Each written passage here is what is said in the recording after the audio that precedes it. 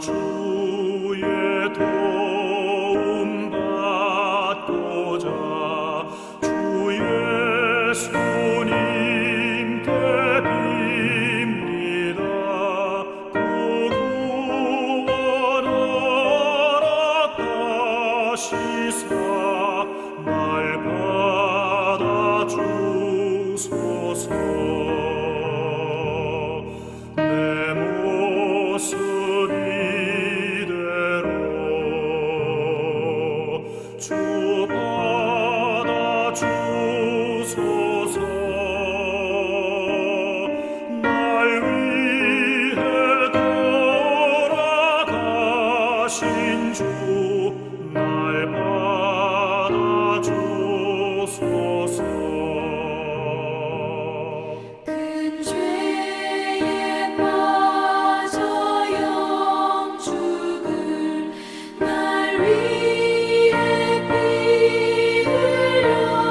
흘렸으니 주 형상대로 빚으사 날 받아주소서. 내 모습 이대로 주 받아주소서.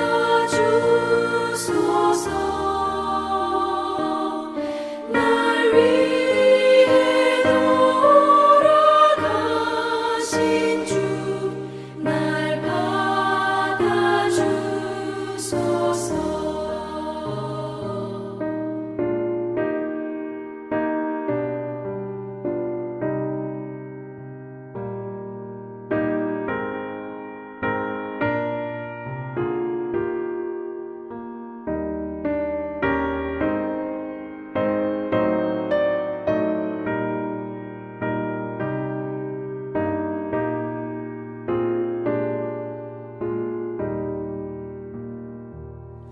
내 힘과 결심 약하여 늘 깨어지기 쉬우니 주 이름으로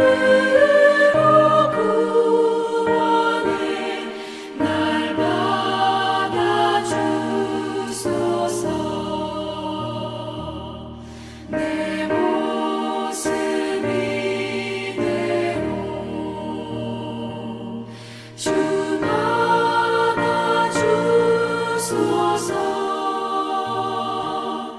날 위해 돌아가신 주 날 받아주소서.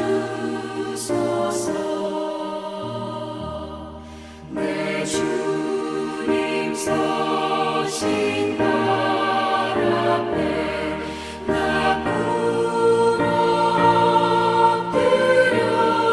엎드렸으니 그 크신 역사 이루게 날 받아주소서.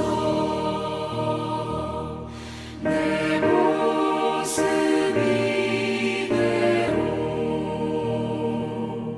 주 받아주소서.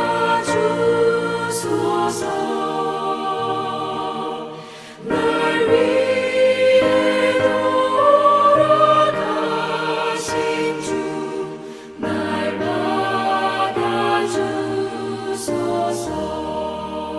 받아주소서. 아멘.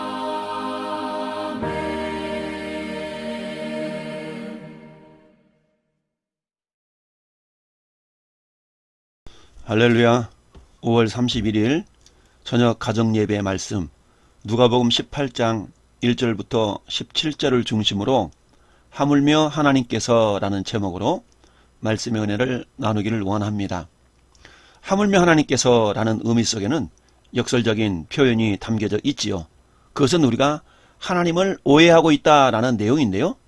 김형익 목사님이라는 분이 2014년 우리가 하나님을 오해했다라는 책을 저술했습니다. 많은 사람들이 하나님에 대해서 오해하고 있다고 말씀합니다. 그 오해 중에 하나는 하나님은 불공평하다는 것입니다.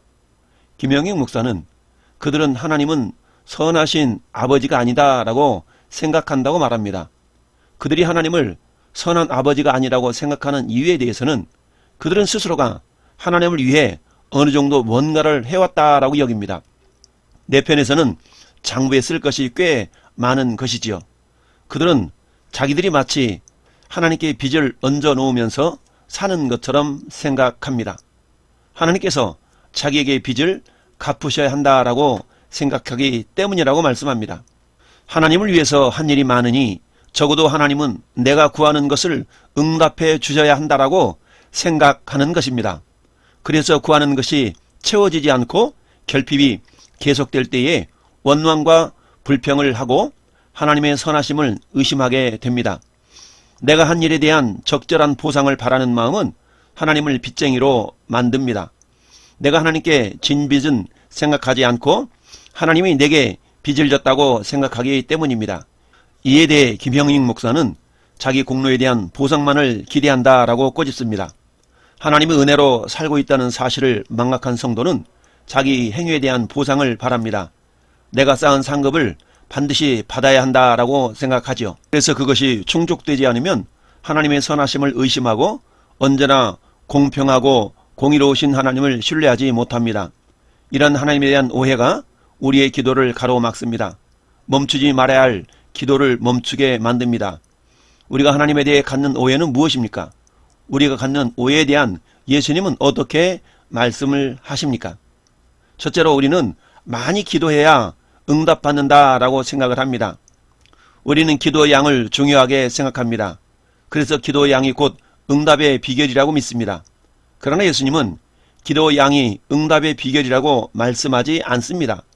예수님은 기도에 대해 말씀하실 때에 항상 기도하고 낙심하지 말 것을 강조하고 계십니다. 하나님은 기도를 많이 해야 응답하는 분이 아닙니다. 오히려 예수님은 기도할 때에 중언부언하지 말라라고 말씀합니다. 하나님은 많이 기도해야 듣는 분이 아니기 때문입니다. 하나님은 말에 많고 적음에 따라 응답하는 분이 아니라 그것과 상관없이 응답하십니다. 또 기도하는 사람의 행위에 따라 응답의 여부를 결정하는 분도 아니십니다. 우리는 응답을 받을 만한 행동을 해야 응답해 주신다고 믿지만 하나님은 기도 응답은 행위에 대한 보상이 아니라 전적 은혜라는 것을 가르쳐 주십니다. 유다왕 므낫세는 히스기야 왕의 아들로서 심각한 악을 행했습니다. 아버지 히스기야 왕이 이루어 놓았던 모든 업적을 허물어뜨릴 정도로 악을 행했던 사람입니다. 하나님의 심판으로 쇠사슬에 묶여 바벨론으로 끌려갔습니다. 므낫세는 환난을 당하고 난 후에야 자신의 죄를 깨닫고 하나님께 기도했습니다. 므낫세는 하나님이 이스라엘 자손 앞에서 멸한 모든 나라보다 더 심한 악을 행하였노라고 성경은 말씀하고 있습니다. 선하신 하나님은 므낫세의 기도를 듣고 응답해 주셨습니다. 그를 포로에서 풀려나 다시 예루살렘에 돌아오게 하셨습니다. 므낫세의 기도 응답은 하나님이 사람의 행위에 따라 기도에 응답하는 분이 아니라는 것을 보여줍니다. 하나님은 우리의 착한 행실 때문에 응답하시는 게 아닙니다. 우리가 택한 자녀이기 때문에 응답하십니다. 내가 쌓은 공로에 대한 인정으로 기도 응답을 주시는 것이 아닙니다. 무조건적인 하나님 은혜 때문에 기도에 응답하시는 것입니다. 하나님은 자녀의 탄원을 들어주십니다. 그래서 예수님은 항상 기도하고 낙심하지 말아라 라고 말씀하십니다. 우리 기도에 대해 응답해 주시는 신실한 하나님을 믿고 인내하며 기도해야 합니다. 우리가 기도를 멈추는 이유 중 하나는 응답이 더디다고 생각하기 때문입니다. 오늘 본문에 나타나 있는 과부의 원한은 더디게 해결되었습니다. 과부가 원한을 풀고자 재판장을 여러 번 찾았지만 재판장은 과부의 원한을 풀어주지 않았습니다. 그는 하나님도 두려워하지 않고 사람도 무시하는 사람이었기 때문입니다. 하지만 과부는 포기하지 않았습니다.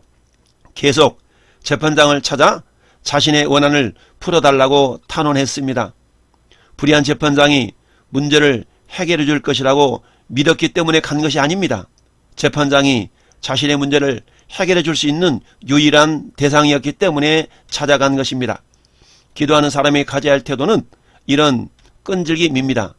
그러나 하나님만이 내 문제를 풀어줄 수 있는 유일한 대상이라는 것을 믿을 때에 끈질기게 기도할 수가 있는 것이지요.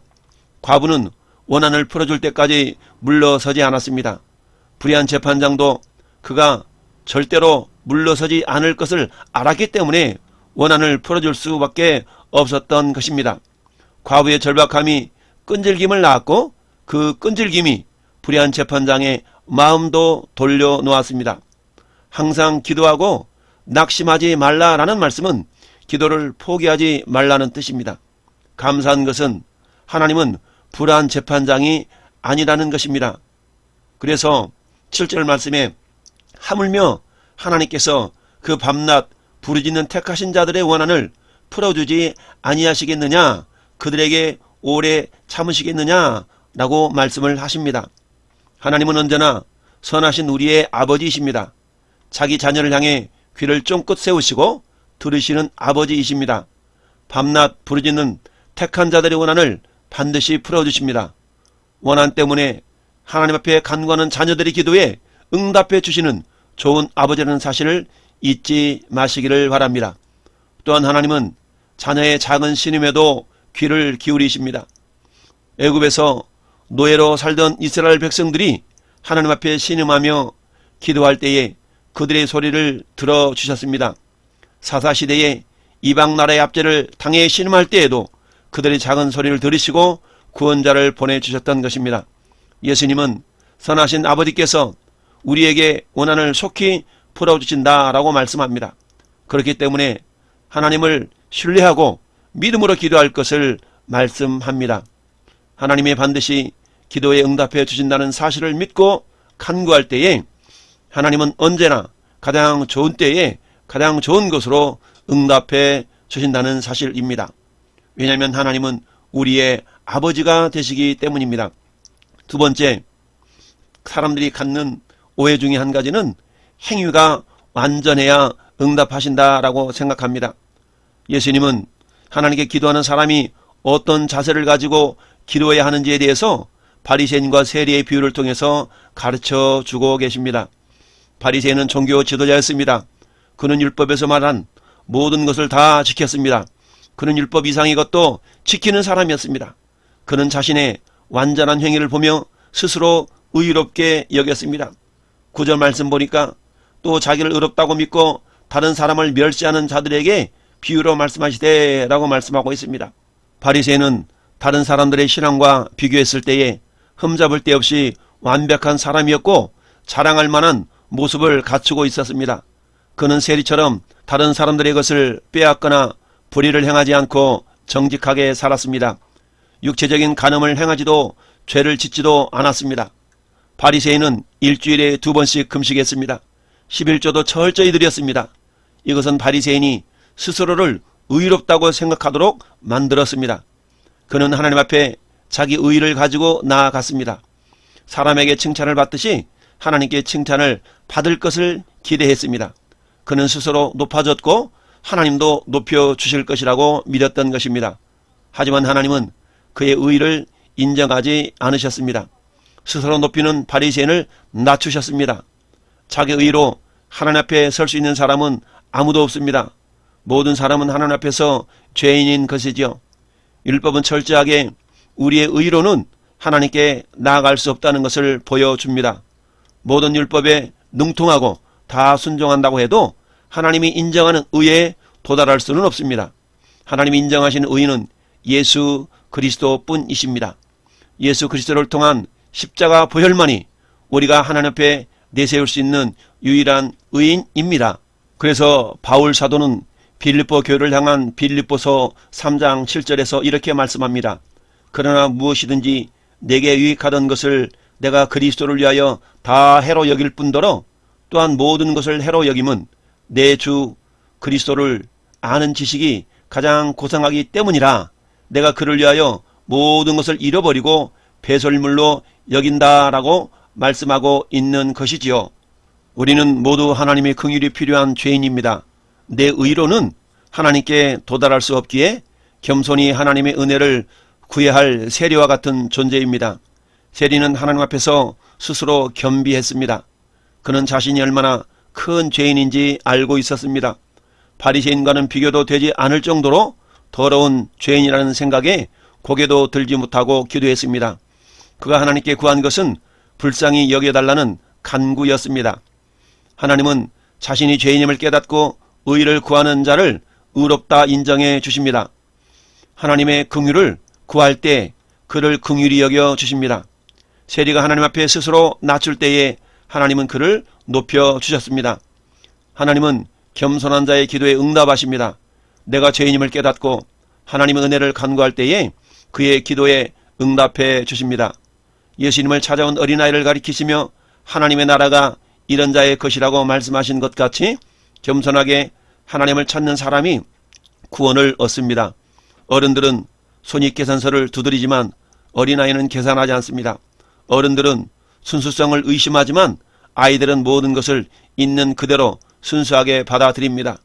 그들은 마음을 다해 받아들이고 진심으로 기뻐합니다. 조금도 의심하지 않기 때문입니다. 전적으로 믿고 신뢰하기에 예수님은 그들이 하나님의 나라의 주인공이라고 말씀하신 것입니다. 어린아이같이 순수하게 하나님을 받아들이고 신뢰할 수 있기를 바랍니다. 자기 의의를 내세우지 말고 예수 그리스도의 공로를 힘입어 하나님께 나아갈 수 있기를 바랍니다. 하나님이 찾으시는 사람은 어린아이처럼 겸손하게 은혜를 구하는 사람입니다. 하나님은 은혜를 구하는 자에게 은혜를 부어주십니다. 언제나 선하신 하나님을 기대하고 하나님이 주신 은혜로 살아가는 복된 삶을 살아갈 수 있기를 바랍니다. 오늘 말씀의 제목처럼 하물며 하나님은 우리의 의에 의해서 기도 응답을 하시는 분이 아니라 전적인 하나님의 의로우심에서 하나님의 자비로우심에서 우리에게 기도에 응답을 해주시는 자비하신 하나님이신 것을 기억하고 항상 낙심하지 않고 하나님께 나아가 기도함으로 마침내 주님의 은혜로 기도 응답의 역사를 경험하며 누리는 복된 자들이 될 수 있기를 예수님의 이름으로 축원을 드립니다. 아멘.